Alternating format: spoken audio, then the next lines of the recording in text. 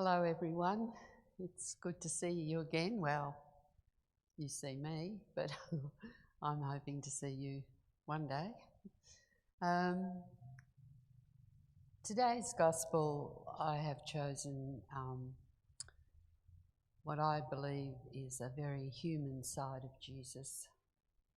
I mean, I think all the Gospels show the human side of him as well, but we're going to look at the agony in the garden.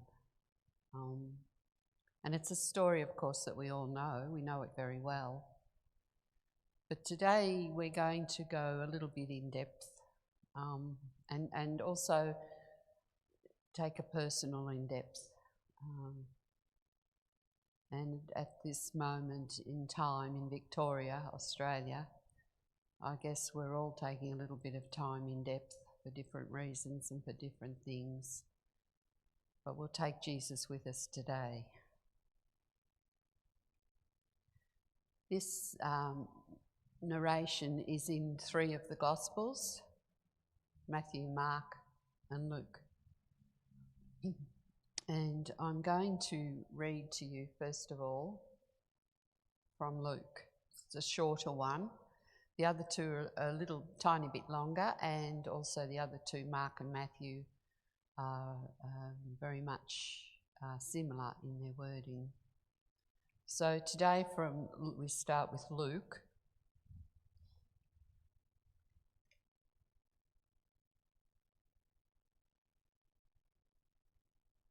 And the heading here is the Mount of Olives. So this is Luke 22, verse 39. He then left to make his way as usual to the Mount of Olives, with the disciples following. When they reached the place, he said to them, "Pray not to be put to the test." Then he withdrew from them about a stone's throw away and knelt down and prayed. "Father," he said, "if you are willing, take this cup away from me. Nevertheless, let your will be done, not mine." Then an angel appeared to him, coming from heaven to give him strength. In his anguish, he prayed even more earnestly, and his sweat fell to the ground like great drops of blood. When he rose from prayer, he went to the disciples and found them sleeping for sheer grief. "Why are you asleep?" he said to them. "Get up and pray, not to be put to the test." That first line I find interesting. He then left to make his way as usual to the Mount of Olives. To make his way as usual, meaning that this is often a place where Jesus did choose to pray. And now I'm going to share Mark's version. Mark 14, chapter 14, verse 32. And it comes under the heading Gethsemane.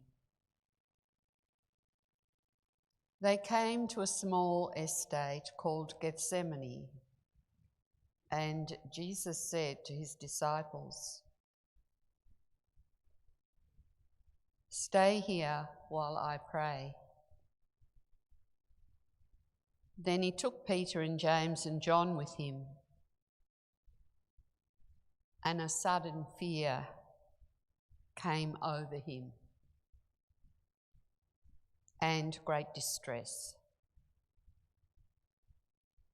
And he said to them, "My soul is sorrowful to the point of death. Wait here and keep awake." And going on a little further, he threw himself on the ground and prayed, that if it were possible, this hour might pass from him. Abba, Father, he said, everything is possible for you. Take this cup away from me. But let it be as you, not I, would have it. He came back and found them sleeping, and he said to Peter, Simon, are you asleep? Had you not the strength to keep awake 1 hour? You should be awake and praying, not to be put to the test. The spirit is willing, but the flesh is weak. Again he went away and prayed, saying the same words. And once more he came back and found them sleeping. Their eyes were so heavy, and they could find no answer for him. He came back a third time and said to them, You can sleep on now and take your rest. It is all over. The hour has come. Now the Son of Man is to be betrayed into the hands of sinners. Get up, let us go. My betrayer is close at hand already.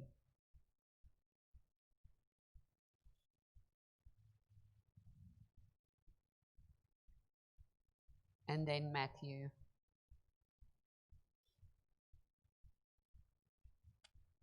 Then Jesus came with them to a small estate called Gethsemane, and he said to his disciples, Stay here while I go over there to pray.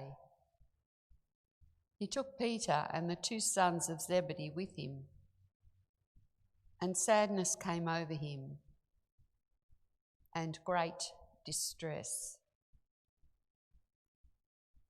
Then he said to them, My soul is sorrowful to the point of death.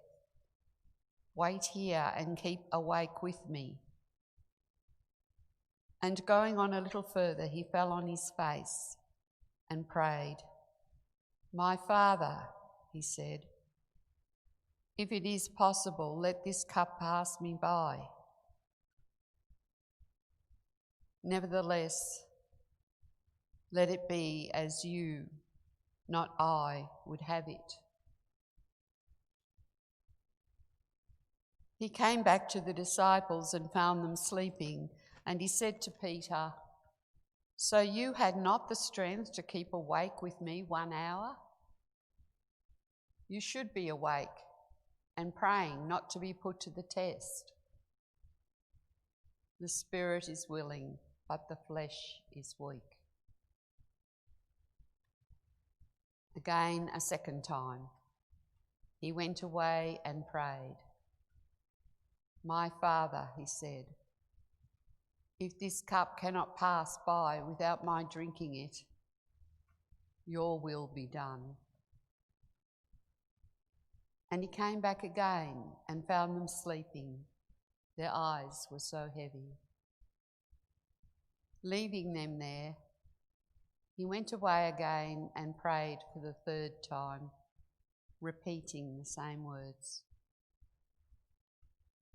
Then he came back to the disciples and said to them,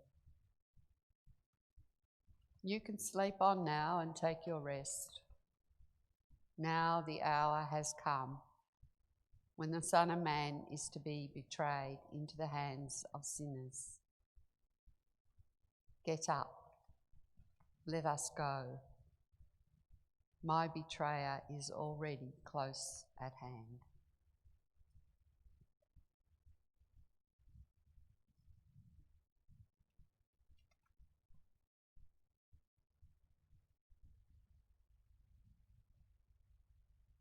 When I think about this gospel passage,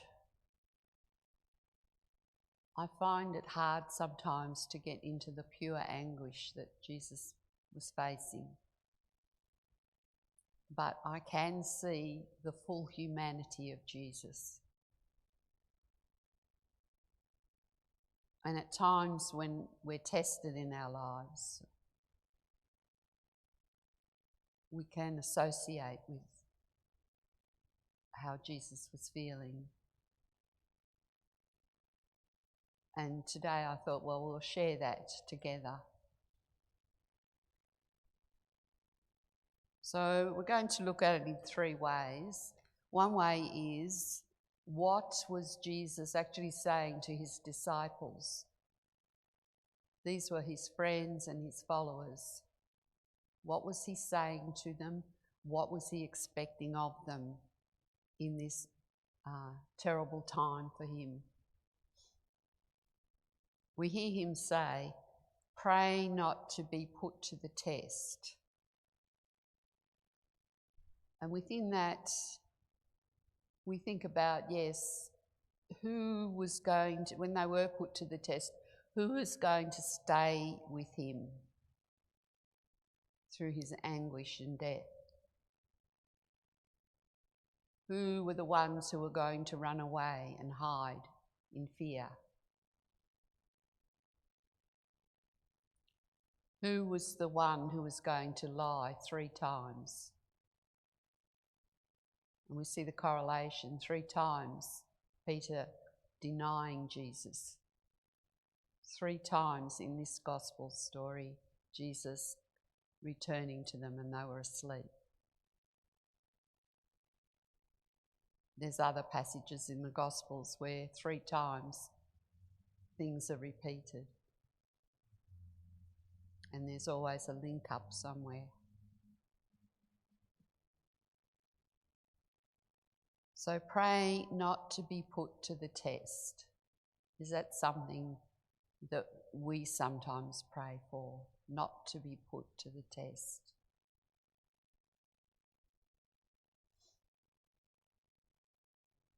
Another thing Jesus says to them, stay here while I pray.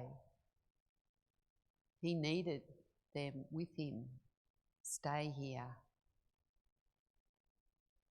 Many times I'm sure we've been asked by people, please stay here with me.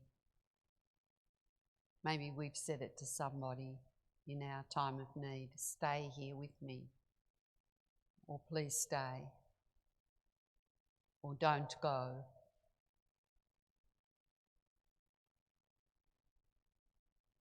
Then Jesus also says, wait here and keep awake with me. So not only be with me, but stay awake. Be part of this with me. Pay attention to me.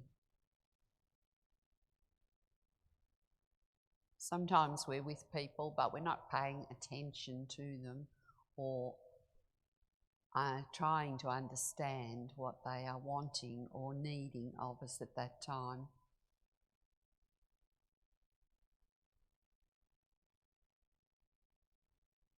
This time when Jesus says, stay awake with me, it's the extra words keep awake show the human frailty. Keep awake. Don't just sit here. Keep awake. Be attentive. But as humans, we often aren't awake to things, and our frailty takes over. We're too tired, we're too busy, we're whatever.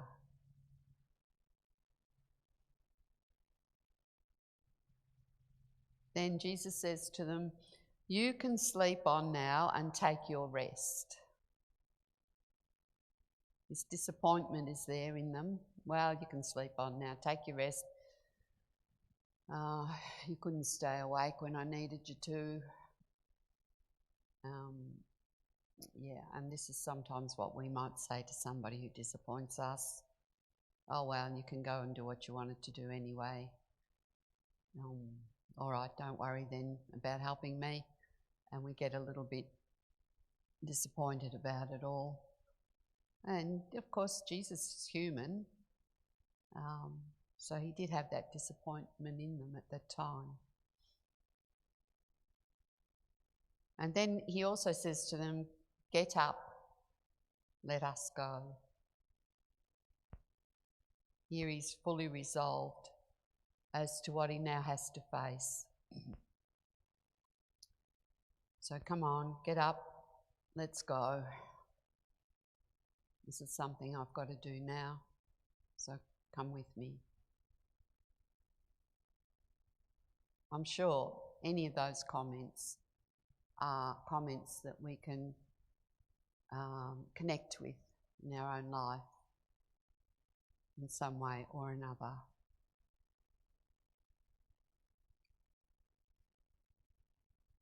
Also, we have the feelings that come through this gospel story.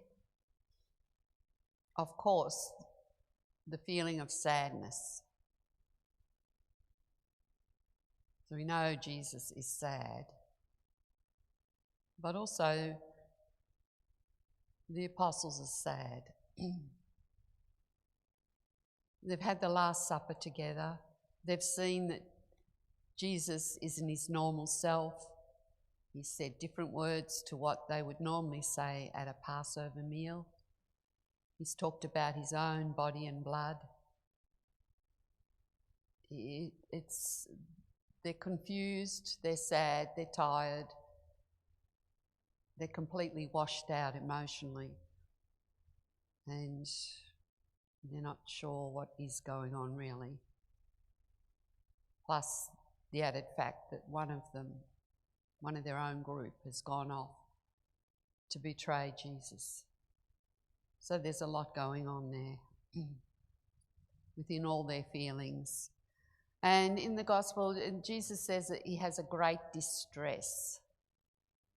And we know what that word distress means. It's not just sad. Distress is much more, much stronger, much more fully connected to our whole being. If we are distressed, our whole body is involved in this in all different ways. And in Jesus' way, it was the sweating drops of blood, they say in the gospel. He says too, "My soul is sorrowful to the point of death." He couldn't get any more sorrowful. The sorrowful isn't just what he has to face. The sorrowful is, have I succeeded in what I was asked to do? I still see that some of the apostles aren't with me. They're not understanding. We know he wept over Jerusalem not long before this. He's sorrowful. He knows his time is coming to an end. Has it been what was required of me? I don't seem to have succeeded in some of the ways. My soul is sorrowful to the point of death. Such strong words. We also hear a sudden fear came over him. So now fear has entered his body as well. Not just sad, not just distressed, not just sorrowful to the point of death, but fear as well. Those of us who have truly feared something might be able to relate to this. That fear that overpowers the whole body. And it also says, in his anguish. So these are all powerful feelings. I'll repeat them again just to implode onto you how this whole situation was for him. Sadness, a great distress, sorrowful to the point of death, fear, anguish. That's a lot for one person to hold at the one time.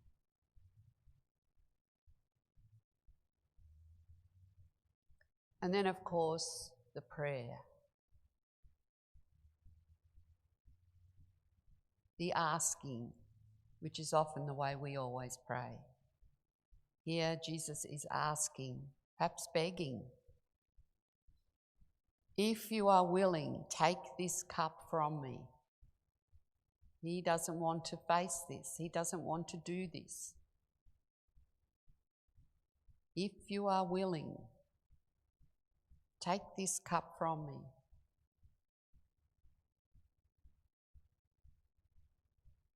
Then he says, if it is possible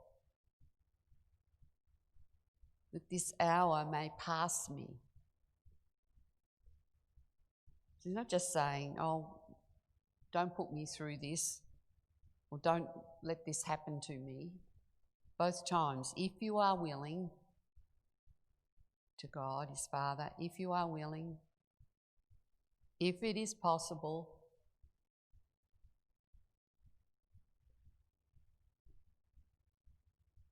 and so all this is asking, but in the back of the asking is always knowing it's the Father's will. How do our prayers go? Do we have that in the back of our mind sometimes, or are we all the time the asking, please, please give me this, please take this away from me, please help me. But the if you are willing, if it is possible. And then within the asking comes the acceptance. Let it be as you, not I, would have it. So now he's accepting to do the Father's will. Let your will be done, not mine.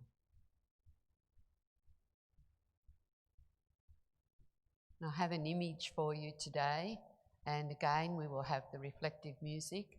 Within the image, you may like to just image and think of Jesus at that time in his life, or you might like to take a personal side of it. And some of the things we've talked about here, you might like to look at Jesus and take your own personal side into it and be there with him in that way.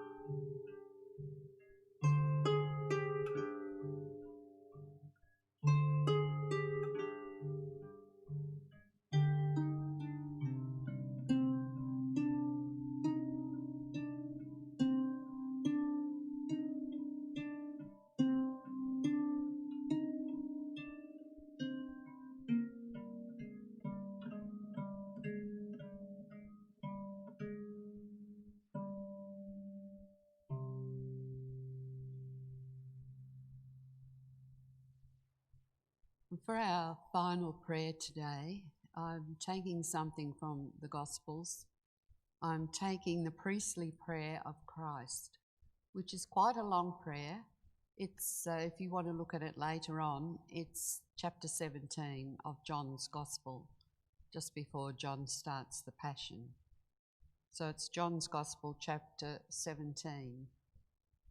And I wonder if some of the things that Jesus is praying here that he might have even included when he was in the garden at Gethsemane.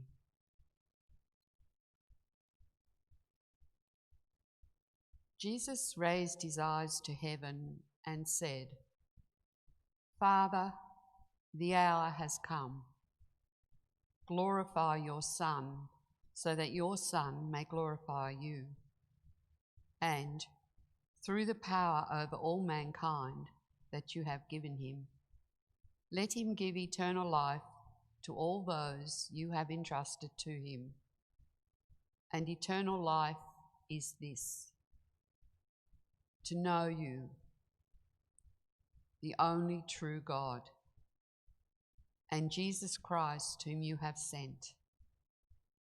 I have glorified you on earth and finished the work that you gave me to do. Now, Father, it is time for you to glorify me with that glory I had with you before ever the world was. I have made your name known to the men you took from the world to give me.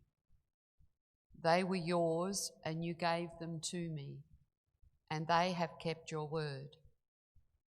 Now at last they know that all you have given me comes indeed from you, for I have given them the teaching you gave to me, and they have truly accepted this, that I came from you, and have believed that it was you who sent me. I pray for them. I am not praying for the world, but for those you have given me, because they belong to you.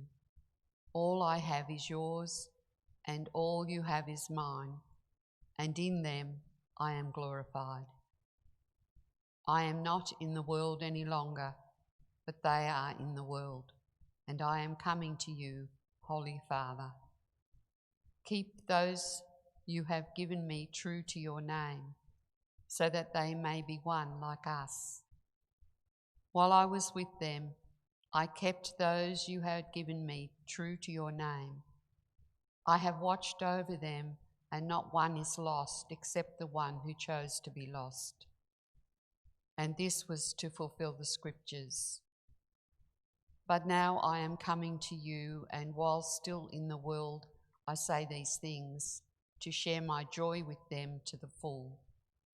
I passed your word on to them, and the world hated them, because they belong to the world no more than I belong to the world.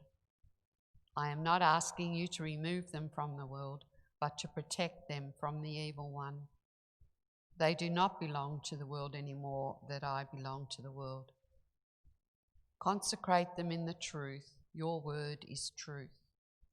As you sent me into the world, I have sent them into the world, and for their sake I consecrate myself, so that they too may be consecrated in truth. I pray not only for these, but for those also who through their words will believe in me. May they all be one. Father, may they be one in us, as you are in me and I am in you, so that the world may believe it was you who sent me. I have given them the glory you gave to me, that they may be one as we are one. With me in them and you in me, may they be so completely one that the world will realize that it was you who sent me, and that I have loved them as much as you love me. Father, I want those you have given me to be with me where I am, so that they may always see the glory you have given me, because you loved me before the foundation of the world. Father, righteous one, the world has not known you, but I have known you, and these have known that you have sent me. I have made your name known to them and will continue to make it known, so that the love with which you loved me may be in them, and so that I may be in them. Such a powerful, beautiful prayer. It takes time to reread that, but I wanted to finish on that today for us all. And I wish you well. Hang in there with our new rules. No one's finding it easy, but we trust in God and we look forward to seeing each other again after the lockup. May God bless you all. Bye.